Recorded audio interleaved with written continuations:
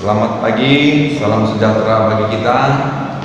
Hari ini kita akan membahas materi-materi yang berkaitan dengan pendidikan kewarganegaraan.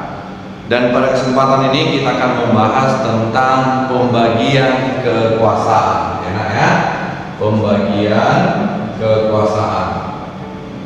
Pembagian kekuasaan. Enak ya ini. Nah, sebelum kita lanjut tentang apa saja pembagian kekuasaan itu, terlebih dahulu kita membahas tentang apa pengertian kekuasaan. Ya, kita harus mengerti di dalam suatu negara itu ada kekuasaan. Ya, ada kekuasaan. Inilah yang direbut setiap 5 tahun di Indonesia. Maka diadakan pemilihan umum, yaitu perebutan kekuasaan, ya, secara damai, atau peralihan pemerintahan secara damai. Nah, sekarang kita membahas tentang pengertian kekuasaan. Pengertian kekuasaan. Ya, pengertian kekuasaan. Kekuasaan adalah kemampuan seseorang untuk mempengaruhi orang lain. Ya, sekali lagi, kekuasaan adalah kemampuan seseorang untuk mempengaruhi orang lain agar orang lain itu bertindak dan berperilaku sesuai dengan kehendak pemegang kekuasaan. Ya, itu dia. Itu pengertian daripada kekuasaan. Nah, kita lihat secara sederhana pembagian kekuasaan itu diatur dalam sistem trias politika. Ya, trias politika. Nah, kita lihat yang pertama pembagian kekuasaan itu adalah kekuasaan eksekutif. Ya. Apa itu kekuasaan eksekutif? Kekuasaan eksekutif itu adalah kekuasaan untuk menjalankan undang-undang. Ya. Kekuasaan eksekutif itu adalah kekuasaan untuk menjalankan undang-undang. Ya, ini dipegang oleh presiden. Ya, presiden. Nah, kita lihat bagaimana sebenarnya kekuasaan daripada presiden. Ya, kekuasaan presiden sebelum reformasi dan sesudah reformasi itu sangat berbeda. Ya, kita lihat sebelum reformasi, masa jabatan presiden itu, ya, sebelum reformasi, masa jabatan presiden itu 5 tahun dan sesudahnya dapat dipilih kembali tanpa batas, ya, tanpa ada batasan. Itu pada saat sebelum reformasi. Nah, kemudian kita lihat sesudah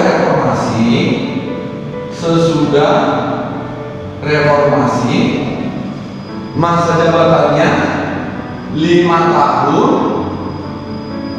ya, dan paling lama 2 periode. Itu masa jabatan daripada presiden setelah reformasi. Nah, anak didik semua, coba diperhatikan.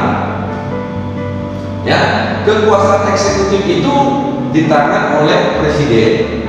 Masa jabatannya sebelum reformasi 5 tahun dan dapat dipilih kembali. Ya, dapat dipilih kembali tanpa dibatasi, ya, masa jabatannya. Nah, kemudian sesudah reformasi dia 5 tahun tetapi 2 periode. Nah, itu kekuasaan eksekutif atau presiden di Indonesia. Nah, kita lihat lagi ya, apa yang menjadi pembatasan masa jabatan presiden sebelum dan sesudah reformasi. Ya, kita lihat sebelum reformasi itu, ya nak ya, sebelum reformasi itu masa jabatan presiden itu sangat luas. Ya, bahkan ada yang disebut dengan kekuasaan yang sangat luas.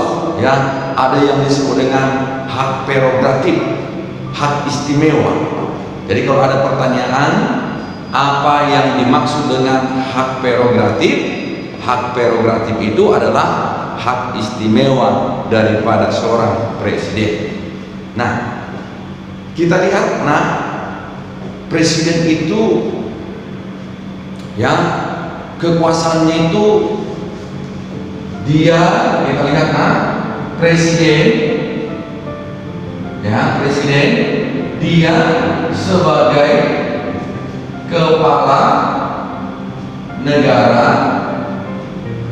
ya, dia sebagai kepala negara, dan juga presiden itu sebagai kepala pemerintahan, ya. Nah, kemudian apalagi kekuasaan yang dimiliki oleh presiden? Ya, masih banyak. Presiden ini juga ya berhak mengajukan rancangan undang-undang, ya, berhak mengajukan rancangan undang-undang kepada DPR. Ya. Nah, kita lihat, nah, kekuasaan presiden itu sangat luas tentang pembuatan undang-undang. Apalagi presiden juga menyangkut kekuasaan kehakiman. Ya, selama ini ya anak didik semua jarang mendengar bahwasanya presiden itu juga ya berkaitan dengan kekuasaan kehakiman. Ya, apa buktinya? Ya, presiden memberi gerasi, ya, kemudian presiden memberi amnesti, presiden memberi rehabilitasi, ya, presiden memberi abolisi, ya. Semua itu masalah kekuasaan kehakiman yang dimiliki oleh presiden. Ya nak ya, itu kita lihat di dalam pembagian kekuasaannya. Satu, kekuasaan eksekutif, yaitu dilakukan oleh presiden. Nah, kemudian kita lihat lagi ya, setelah kekuasaan eksekutif ini kita hapus dulu, kita masuk kepada kekuasaan legislatif. Ya, kekuasaan legislatif. Ya, kekuasaan nomor 2 yaitu kekuasaan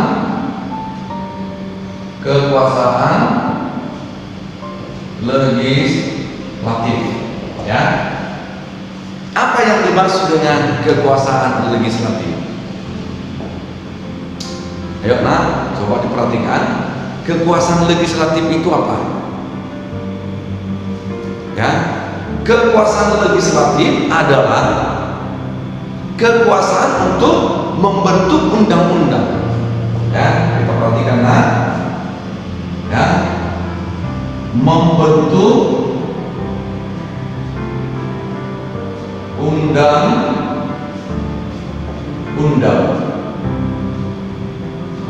Ya,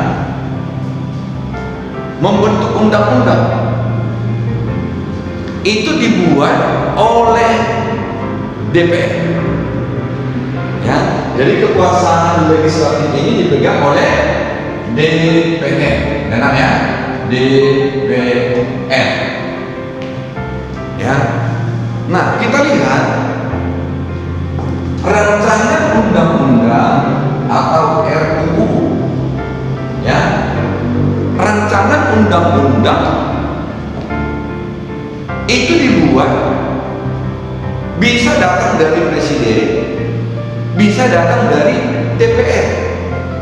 Ya, kita lihat rancangan undang-undang itu ya bisa datangnya dari presiden, bisa datangnya dari DPR. Jika rancangan undang-undang itu berasal dari DPR, itu disebut dengan hak inisiatif. Ya, hak inisiatif. Ya, hak inisiatif. Rancangan undang-undang datang dari DPR disebut dengan hak inisiatif. Nah, kita lihat ya, ini masalah kekuasaan legislatif atau DPR, kekuasaan membentuk undang-undang. Nah, DPR di sini sebagai lembaga negara juga mempunyai hak yang sangat luas. Ya, mempunyai hak yang sangat luas. Apa itu? Kita lihat ya, DPR ini sesuai dengan pasal 23 Undang-Undang Dasar tahun 1945 ya, tentang fungsi pengawasan terhadap anggaran pendapatan dan belanja negara, APBN. Ya, dia juga mengawasi jalannya anggaran pendapatan dan belanja negara. Dan DPR ini juga mempunyai hubungan kerja dengan presiden. Ya, jadi tadi kita lihat ya, kekuasaan legislatif itu DPR, kekuasaan eksekutif itu presiden. Tetapi kita lihat juga presiden ya dan DPR mempunyai hubungan kerjasama. Ya, mempunyai hubungan kerjasama antara presiden dengan DPR. Apa hubungan kerjasamanya? Kita lihat tadi masalah undang-undang. Ya, masalah undang-undang. Apalagi yang menjadi hubungan kerja DPR dengan presiden? Menyatakan perang, ya, menyatakan perang, ya.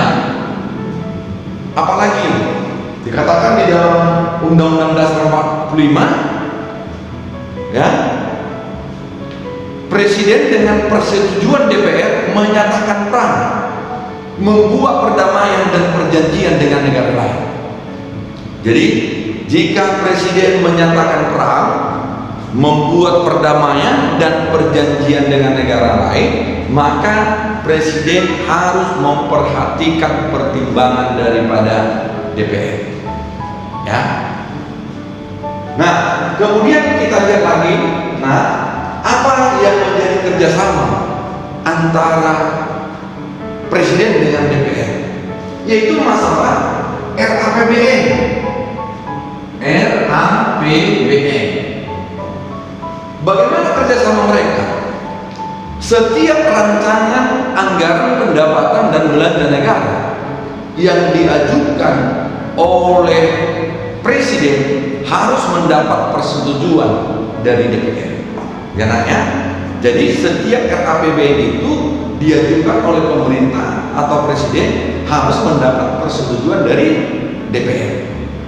Ya. Nah, yang berikut, sampailah kita kepada yang ketiga, yaitu ya, kekuasaan yang ketiga adalah ya, kita lihat adalah kekuasaan, ya, poin yang ketiga kekuasaan yudikatif. Kekuasaan yudikatif. Kekuasaan yudikatif itu adalah kekuasaan kehakiman. Ya, kekuasaan kehakiman. Jadi di Indonesia ada kekuasaan kehakiman.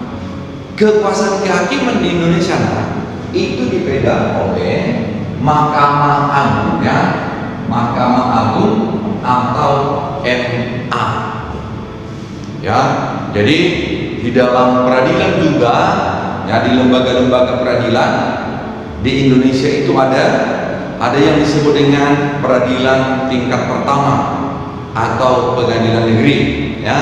Ada pengadilan tingkat kedua atau pengadilan tinggi, ada pengadilan tingkat kasasi atau Mahkamah Agung, ya. Jadi Mahkamah Agung itu menjalankan kekuasaan kehakiman, ya. Itu nanti boleh kita lihat di dalam Undang-Undang Dasar tahun 1945 di pasal 24 dan pasal 25. Ya, ini mengatur tentang kekuasaan kehakiman. Jadi sampai di sini pertemuan kita hari ini tentang, ya, lembaga-lembaga, ya, yang memegang kekuasaan di Indonesia atau pembagian kekuasaan di Indonesia berdasarkan trias politika. Selamat pagi, salam sejahtera bagi kita. Semua catatan-catatan dan materi-materi yang Bapak sampaikan, kamu pelajari, kamu ulang-ulang di rumah. Selamat pagi.